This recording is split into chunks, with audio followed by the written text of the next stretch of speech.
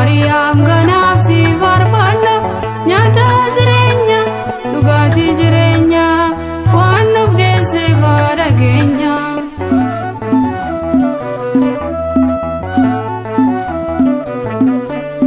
Imbeelofne sooranneerraa boonisa inni boonne dhumneerraa dhigasa kan nu fayyise ilma keetii yaa Maariyaam ulfinni kan keeti kan nu fayyise ilma keeti gifti keenya kabajne kan keeti.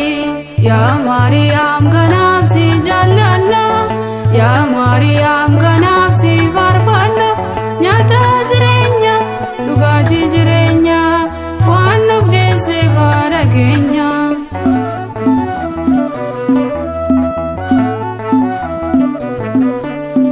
Si taasisee Waaqayyoodhaan filamtu kan si jaallatan kanaaf si faarfatu nu si jajanna haadha keenya mucaa keettu nu iftaa'e beenya nu si jajanna haadha keenya ilma keettu nu iftaa'e beenya. Yaa Maariyaam kanaaf si jaalladha yaa Maariyaam kanaaf si faarfadha nyaata jireenya dhugaatii jireenya waan nuuf deesse baadha keenya.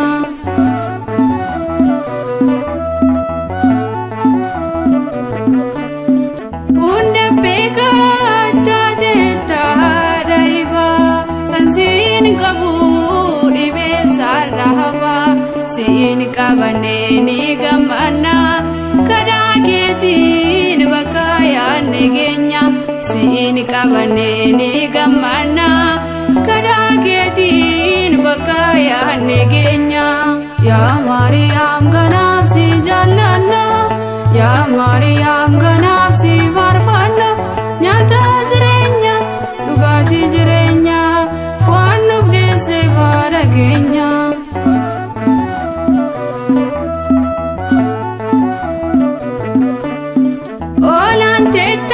Olaantoota irratti uumaan gadi uumamaan olitti kabajni kee ni himama dhalootaani darbee dubbatama kabajni kee ni himama dhalootaani darbee dubbatama.